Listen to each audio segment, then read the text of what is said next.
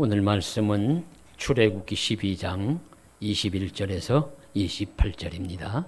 모세가 이스라엘 모든 장로를 불러서 그들에게 이르되 너희는 나가서 너희의 가족대로 어린 양을 택하여 유월절 양으로 잡고 우슬초 묶음을 가져다가 그릇에 담은 피에 적셔서 그 피를 문 인방과 좌우 설주에 뿌리고 아침까지 한 사람도 자기 집 문 밖에 나가지 말라. 여호와께서 애굽 사람들에게 재앙을 내리려고 지나가실 때에 문 인방과 좌우 문 설주의 피를 보시면 여호와께서 그 문을 넘으시고 멸하는 자에게 너희 집에 들어가서 너희를 치지 못하게 하실 것임이니라.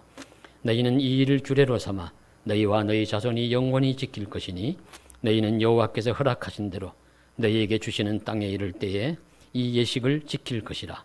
이후에 너희의 자녀가 묻기를 이 예식이 무슨 뜻이냐 하거든 너희는 이르기를 이는 여호와의 유월절 제사라.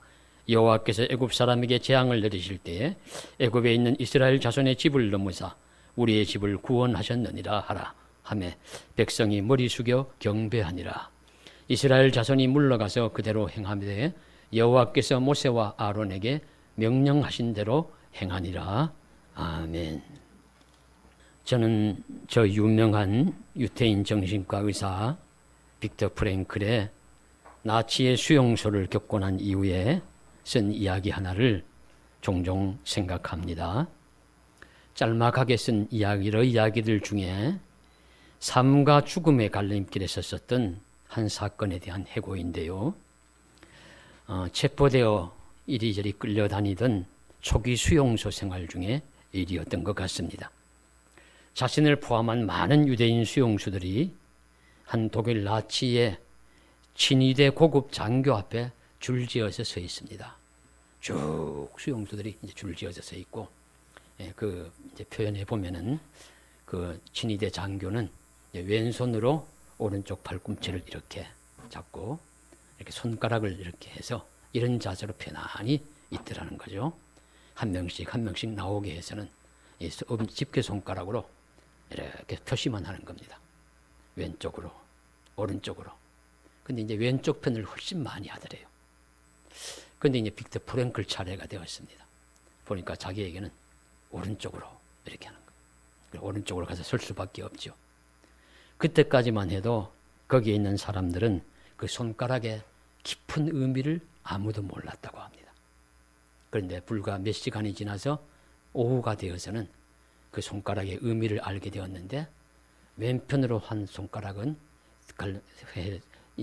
손가락질을 받아서 왼쪽 편에 가서 섰는 사람들은 다 바로 화장터로 향해서 불과 몇 시간 후에 그 폴란드의 잿빛 하늘 위로 화염이 불뿜는 그 속으로 자신의 친구들 많은 90% 정도 있는 친구들이 그저 저 세상 하늘나라로 떠나갔다.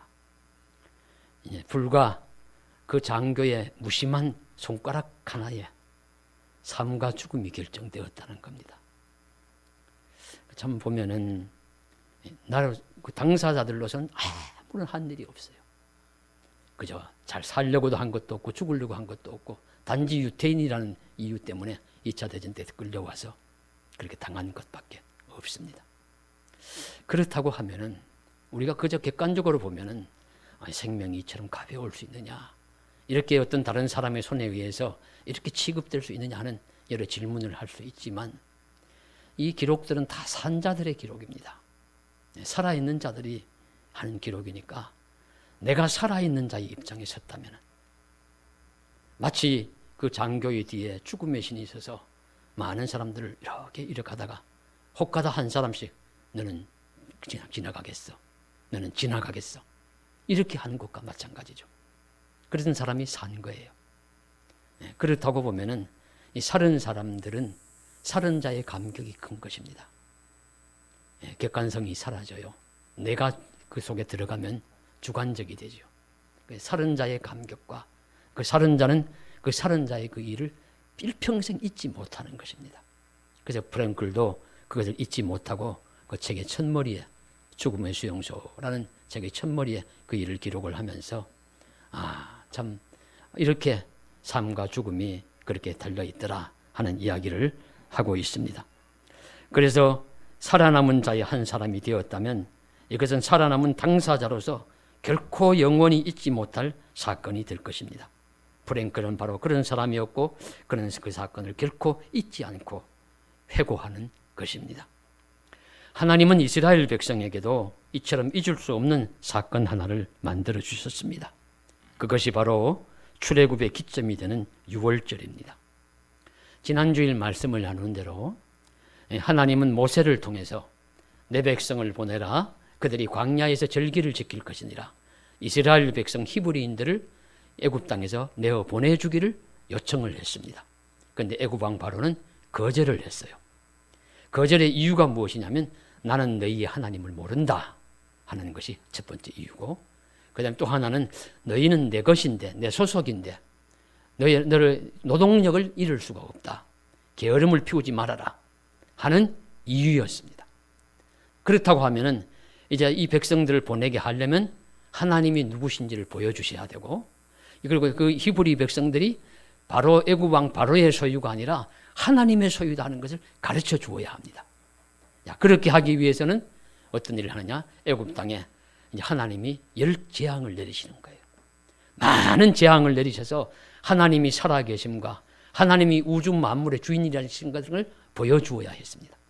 그래서 하나님은 모세를 통해서 재앙을 내리기를 시작했습니다. 피, 개구리, 이, 파리, 악질, 독종, 우박, 메뚜기, 9번째가 흑암의 재앙까지를 9번째 재앙을 1년의 재앙을 쫙 내렸어요. 그렇게 내렸을 때 처음에 한 2-3개 정도까지는 우리 애굽의 술사들도 따라합니다. 그래 따라하다가 그 다음부터는 못하고 이건 완전한 하나님의 이건 능력입니다 하면서 애굽의 술사들은 항복하는데 바로는 항복하지 않아요. 그리고 처음에는 애굽 땅이나 히브리인들이 사는 고센 땅이나 다 재앙을 내리다가 한 조금 후부터는 애굽 땅에만 재앙을 내려서 히브리인들이 사는 곳에는 재앙을 내리지 않은 구별내서 애굽 땅에만 고통이 있게 합니다. 그렇게 할 때 이 재앙이 내릴 때 바로는 급할 때는 빨리 얼른 내가 재앙을 그치게 해주면 너희들을 내어 보내주겠다 이렇게 하고는 재앙이 끝나면은 내가 언제 그랬지 하는 식으로 또 싹 소위 말하는 입 닦듯이 그렇게 해버립니다. 그래서 옛날이나 오늘날이나 정치가나 권력자들은 그저 자기가 한 일을 잘 잃어버리는 건망증이 심한 것 같아요. 건망증이 심해서 옛날이나 오늘이나 자기에게 유리한 것들은 잘 기억하고 불리한 것들은 내가 언제 그랬지 잘 그냥 하면서 뒤집기를 잘합니다. 그래서 애굽 왕 바로도 그렇게 해서 결국에는 마지막 9번째 재앙에 흑암이 히브리 백성들이 사는 곳에서는 그저 밤이 되고 낮이 되고 하는 것이 되는데 그 애굽 땅이 사는 곳에서는 캄캄한 흑암이 3일 동안 지속이 되는 그런 재앙이 내리니까 바로가 내가 보내주겠다 해서 원상태로 돌아오니까 바로가 또 조건을 달아요. 너희 몸만 나가라. 그 양이나 소떼나 재물들은 아무것도 가지지 말고 몸만 나가라. 그러니까 나갈 수 있겠어요? 그래서 또 이 출애굽이 연기가 됩니다. 그래서 마지막 이제 10번째 재앙, 여기서 바로는 완전히 항복하게 되는데 그것이 장자의 죽음이라는 애굽 땅에 있는 모든 처음 난 것은 왕위에 앉아있는 바로의 장자로부터 맷돌 뒤에 있는 몸종의 장자와 모든 가축에 처음 난 것까지 죽음을 당하는 엄청난 무수한 재앙을 계획하는 것입니다. 그것이 이제 11장 5절 말씀에 나와요. 그런데 이때 하나님은 이스라엘 백성을 살리시기 위해서는 이런 것을 하라고 지시하셨습니다. 어떻게 하느냐면 가족의 수대로 어린 양을 잡아요. 그냥 가족별로 한 마리만 잡는 게 아닙니다. 말씀을 자세히 읽어보시면 가족의 수대로 어린 양을 잡아라.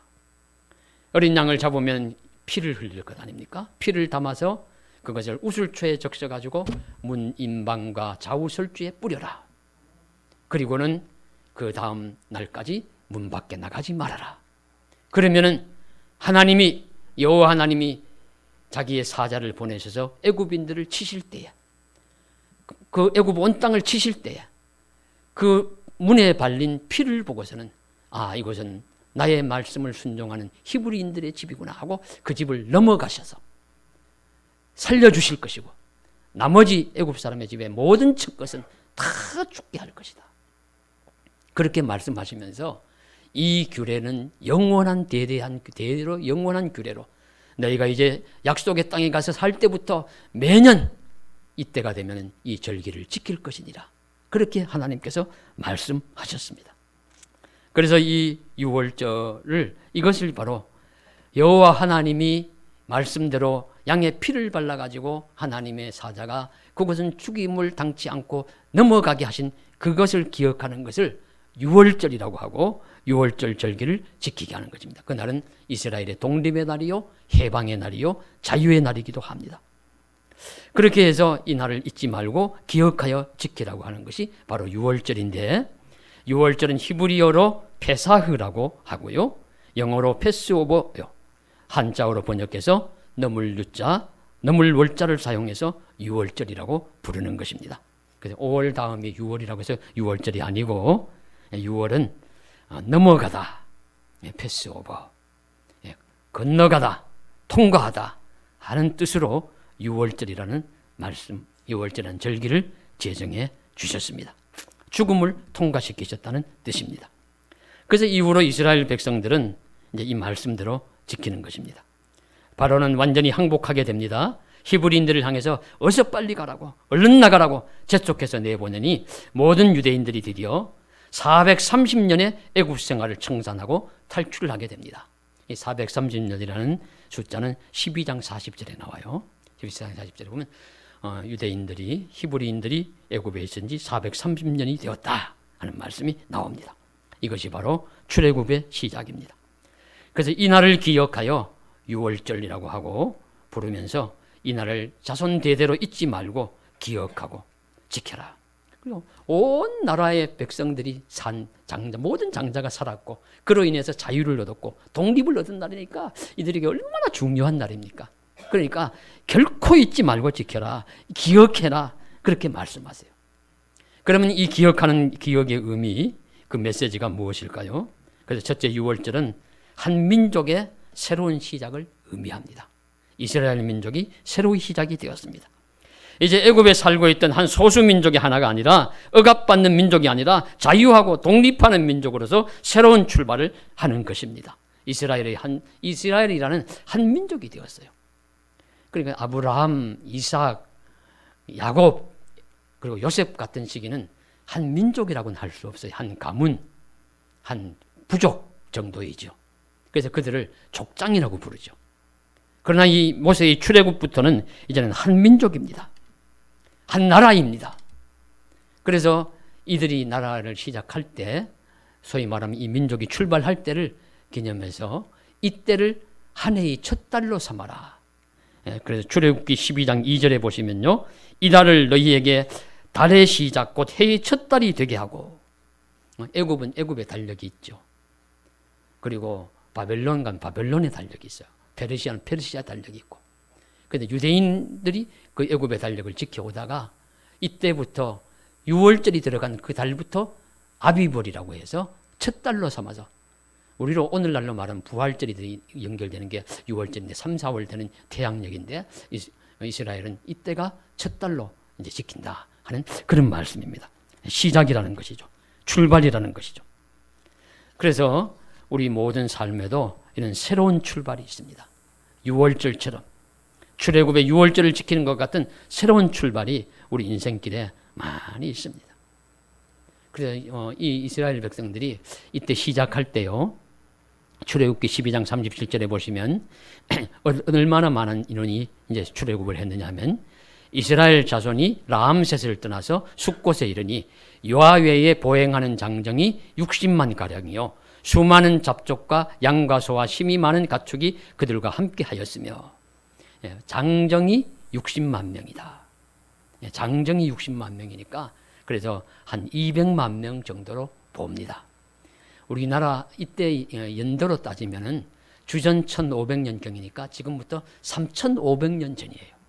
우리 삼국시대보다도 훨씬 이전에 200만 명의 인원이면 한 나라 한 민족이 되고도 충분한 우리 숫자죠. 그런 인원이 나와서 새로운 나라, 새로운 민족으로 출발을 합니다. 그래서 이 6월절은 그 민족의 광복절, 그 민족의 창립일, 기념일과 같아요. 그래서 깊은 기점이라고 할 수 있습니다. 그래서 하나님은 이 민족의 새로운 시작을 이 6월절과 함께 하도록 허락해 주셨습니다. 그래서 우리 인생에도 많은 새로운 날들이 있습니다. 어떤 한 학교를 세우는 분이 있으면 학교를 세우는 시작하는 날도 있고요. 우리가 교회를 세우면 우리는 교회 6월 19일이 우리 창립기념일인데 그런 6월 19일 같은 창립일이 있고 또 그 일을 위해서 수고하신 분들이 많이 있으시죠. 물론 하나님이 도와주셨고요. 또 결혼을 하면은 한 가정이 탄생하지요. 우리 오늘 이민우 형제 부부가 왔는데 7월 1일 이거든요. 이분들이 또 기록해서 한 가정이 탄생하는 날이에요. 그러면 그걸 기억하면서 이제 잊지 않고 그 부부는 그 가정은 늘 기억하는 것이죠. 그런가 하면은 또 우리 신앙의 탄생일도 있습니다. 우리 세상에 출생한 생일도 있지만 신앙이 새롭게 하나님을 믿는 신앙의 출발점으로서 6월절도 있는 것이죠. 그래서 이런 모든 날들이 하나님이 축복하신 날입니다. 새로운 날. 그래서 우리가 예수를 믿을 때 새로운 시작을 하였을 때 이런 날들도 우리가 우리 세상의 다른 기념일과 같이 잘 기억할 수 있기를 바랍니다. 고린도후서 5장 17절에 그런즉 누구든지 그리스도 안에 있으면 새로운 피조물이라 이전 것은 지나갔으니 보라 새 것이 되었도다 말씀하심처럼 하나님의 도우심으로 새로운 시작을 하는 6월절과 같은 날들이 우리에게 은혜의 날이 의미 있고 복된 생명의 날로 늘 자리 잡아갈 수 있도록 주께서 함께해 주시기를 간절히 소망합니다. 그 다음에 둘째로는 6월절을 잘 지키는 것이 믿음의 삶을 잘 살아가는 것을 의미합니다. 잘 보십시오. 6월절을 잘 지키는 것이 믿음이 좋은 것이다. 그러면은 아이고 오늘날 또 양을 잡고 무교병을 먹고 쓴나물을 먹고 그저 양피를 뿌리고 해야 되는가? 또 그런 그런 뜻이 아니고요. 이 6월절을 지키라고 명하신 하나님의 말씀대로 구약 시대에는 이 6월절을 잘 지키는 사람들이 믿음이 좋은 사람이에요. 하나님 말씀을 기억하고 말씀을 되새기고 그날의 그 사건을 그냥 흘러보내지 아니하고 그냥 대수롭게 여기지 아니하고 중요하게 여겨가지고 하나님이 우리 조상들을 살려주신 것 같이 내가 오늘날 그것을 똑같이 지킴으로 오늘날 또 그런 역사가 계속되고 지속되고 반복되어 나타나기를 원하는 그런 믿음으로 살아가는 것. 그게 큰 믿음 아닙니까? 그래서 하나님께서는 이 6월절을 잘 지키라고 수없이 당부하셨어요. 그래서 우리 12장, 출애굽기 12장 한 장 안에도 많이 말씀하십니다. 우리 14절에도 보면 영원한 규례로 대대로 지킬지니라. 17절에도 영원한 규례로 살아 대대로 이 날을 지킬지니라. 25절, 42절에서도 이스라엘 자손이 다 대대로 지킬지니라. 13장 10절에서도 해마다 절기가 되면 이 규례를 지킬지니라. 반복하십니다. 그 이유가 무엇입니까? 그만큼 중요하다는 것입니다. 그만큼 중요해서 그날을 새롭게 지키면서 그때의 그 감격과 그 은혜가 지키는 그 시간에도 나타나기를 원하는 것이죠. 그러니까 6월절과 같은 절기를 잘 지키는 사람이 믿음이 좋은 사람입니다. 그런데 사람은 어떤 존재입니까? 망각의 존재예요. 그토록 잊지 말라고 당부한 것일지라도 잘 잊어버리는 존재이기도 합니다. 우리는 과거의 중요한 사건, 의미 있는 일들일지라도 세상 살기에 바쁘다 보면은 잊어버립니다. 이스라엘은 어떠했습니까? 그들이 가나안에 들어가서 여리고 평지에서 말씀을 기억하면서 6월절을 지킵니다. 여호수아 5장 10절에 나와요. 그러나 그 뒤로 6월절을 잘 말씀대로 지켰다는 말씀이 잘 나오질 않습니다. 가나안 정복 시대에는 정복 전쟁하느라고 바빠서 못 지키고요. 사사 시대에는 각 지파별로 흩어져서 생존해야 되니까 그 살기에 바빠서 잘 못 지키고, 나라를 건국하고 난 다음엔 나라의 제도를 세우고 나라를 다스리고 전쟁을 수행하고 하느라고 또 잘 못 지키고, 이런 때는 이런 이유, 저런 때는 저런 이유 등으로 해서 잘 못 지키는 것이 인생의 모습입니다. 여러분께서는 혹시 중요한 날들, 무슨 기념일과 같은 거 잘 지키시는지요? 저는 결혼기념일을 제대로 지켜본 적이 없어요. 그래서 가끔씩 혼이 납니다. 예. 그 핑계를 대기는 더 중요한 날을 지켜야지. 예배를 잘 드리고 나는 그래야지. 뭐 이런 변명을 합니다만 어떻든지 또 한편으로는 서운할 수도 있겠죠. 어떻든지 우리는 망각의 동물이어서 이스라엘 백성에게 그렇게 잊지 말라고 지키라고 명령하고 당부한 말씀을 이스라엘 백성은 잘 못 지킵니다. 그래서 이스라엘 후대에 오면은 믿음이 좋은 지도자, 믿음이 훌륭한 지도자가 어떤 지도자냐? 유월절을 잘 지킨 지도자가 믿음이 훌륭한 지도자예요. 개혁적인 왕이고 개혁적인 지도자고 믿음을 훌륭한 그런 신앙의 인물로 평가를 받습니다.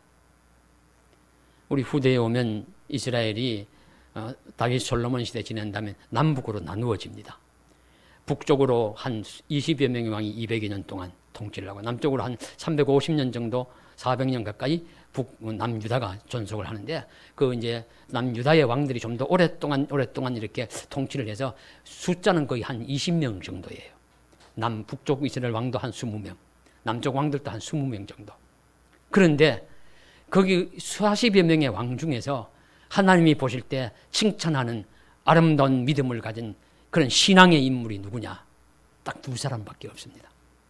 바로 히스기야와 요시야입니다. 히스기야와 요시야인데 놀랍게도 이 두 사람은 다 어떤 사람이냐면 유월절을 잘 지킨 사람들이에요. 놀라운 말씀이죠. 유월절을 잘 지킨 사람들. 그래서 우리 역대하 30장 1절에 보시면 히스기야가 온 이스라엘과 유다의 사람을 보내고 또 에브라임과 므낫세의 편지를 보내어 예루살렘 여호와의 전에 와서 이스라엘 하나님 여호와를 위하여 유월절을 지키라 하니라. 온 백성들을 다 모아가지고 성대하게 유월절을 말씀대로 지킵니다. 그 훌륭한 왕이에요. 믿음의 왕입니다. 히스기야의 다른 지적도 훌륭한 것이 있지만 무엇보다도 유월절을 잘 지키는 것이 하나님 신앙이 크고 깊다는 것을 증명한 것입니다. 요시야도 열왕기하 23장 21절 22절에 왕이 뭇백성에게 명령하이르되 이 언약책에 기록된 대로 너희 하나님 여호와를 위하여 유월절을 지키라 하며 사사가 이스라엘을 다스리던 시대부터 이스라엘 여러 왕의 시대와 유다 여러 왕의 시대에 이렇게 유월절을 지킨 일이 없었더라. 요시야 시대에 말씀대로 율법에 기록된 대로 유월절을 잘 지켜서 요시야는 개혁적인 왕이고 훌륭한 믿음의 왕으로 칭송을 받습니다. 그러니까 구약 시대에는 유월절을 잘 지키는 사람이 믿음이 좋은 사람이에요. 왜냐하면 하나님 말씀을 잊지 않는다는 겁니다. 하나님이 하신 일들을 잊지 않고 기억한다는 것입니다. 그날에 일으켰던 그 놀라운 일들이 그 지키는 그 순간에도 또다시 일어나기를 바라는 믿음이 있으니까 믿음이 좋은 것이죠. 그리고 우리 포로 후기 시대 되면 에스라, 말씀의 사도 에스라가 또 유월절을 잘 지킵니다. 요시야, 히스기야, 에스라 훌륭한 믿음의 인물들입니다. 그렇다면 오늘 우리들도 은혜의 날에 대한 기억과 감사를 잊지 말고 잘 지켜야 하겠습니다. 그럼 오늘 시대에는 그런 날들이 무엇일까요? 유월절의 정신과 유월절의 신앙은 부활절로 이어집니다. 그 날들의 그 의미가 부활절로 이어져요. 어린 양이 죽어서 이스라엘 백성이 산 것처럼 예수님이 죽고 부활하심으로 우리가 다시 사는 부활의 날입니다. 그리고 그 유월절 기간에 예수님의 십자가 죽으심과 부활 사건이 일어났습니다. 하나님은 그렇게 연결시키셨죠. 그래서 유월절을 지키는 것 같이 신약시대는 부활절을 잘 지켜야 돼요. 부활절을 잘 지키시길 바랍니다. 그러면 아이고 잘 됐다. 1년에 한 번 부활절만 예배 나오면 되겠네. 그러실지 모르지만 아닙니다. 부활의 날은 매 주일이 부활의 날이에요. 안식 후 첫날. 그래서 우리 안식교에서나 뭐 이런 좀 우리 개신교, 기독교를 폄훼하는 사람들은 왜 로마의 태양절, 썬데이를 지키면서 예배하느냐 하지만 우리는 그날을 안식 후 첫날 주의 날로 로드스데이로 봅니다. 주의 날로. 그리고 우리는 주일이라고 부르잖아요. 주의 날, 부활의 날을 기념하여 지키는 것입니다. 부활의 날을 기념하여서 매주일 하나님 앞에 와서 예배하면서 주님의 다시 살아나심과 나를 위해 십자가에 피 흘려 죽으심을 기억하고 그것이 다시 반복되고 재현되기를 바라면서 그것을 기억하면서 감사하고 찬송하는 날 주일 예배를 잘 드리는 것입니다. 그래서 여러분 주일 예배를 잘 드려야 됩니다. 그래서 주일 예배를 잘 드림으로써 이런 은혜의 날이 되기를 간절히 소망합니다.